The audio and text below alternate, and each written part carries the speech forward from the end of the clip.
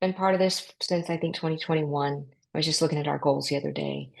And we've gone from Spencer having really no relationships, holed up in his room by himself, curtains drawn right after 2020, um, to this person who is now this enthusiastic photographer. He loves to talk about art, and okay, so I'm going to back up before I start telling you how exciting it was.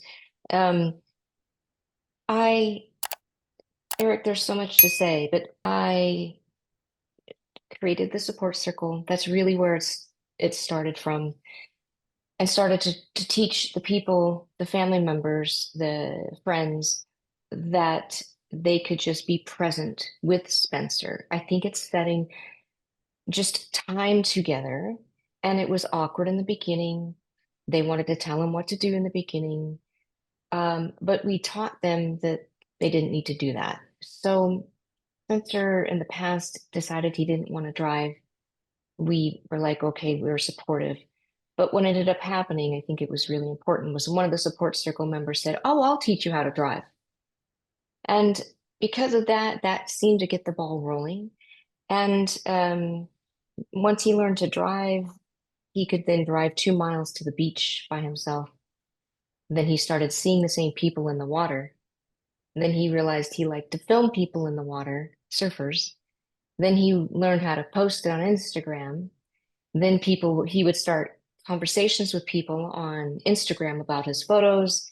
Then, I mean, I don't know if I need to keep going with this, but basically then his photos got entered into a local gallery. Then he got accepted. Then he was invited to talk to 65 people. I mean, he continues to expand his presence in the community. And it's interesting because I know I'm talking about community. Right now, his relationships are more vast than deep. They've deepened with the support circle members, but he doesn't have, like I wouldn't say a friend in the community, but now he drives to Dungeons and Dragons and takes, and is a part of that.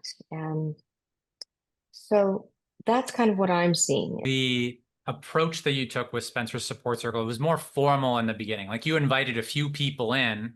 Mhm. And what can you tell us what that looked like when you first started it? It looked like doing the work, in that you suggested. I just looked back at it the other day, and I got the nerve to text people and say, "Hey, I'm part of this coaching group. They've asked, Spencer's really going through a lot of changes, and we'd like to ask you a couple questions as part of that process. And would you be open to that?" And so Mhm. the question, everybody said yes. The question was, what is it that that makes Spencer special in your eyes, and what is it that you admire about him?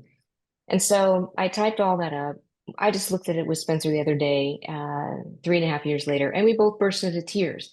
It was so beautiful and so inspiring. It was the first time I realized back then, oh, people really love Spencer. There's people who see him. They see the beauty, because he was in such a dark place, and our family was just stuck in the mud and so isolated. I never thought we were going to get out of it.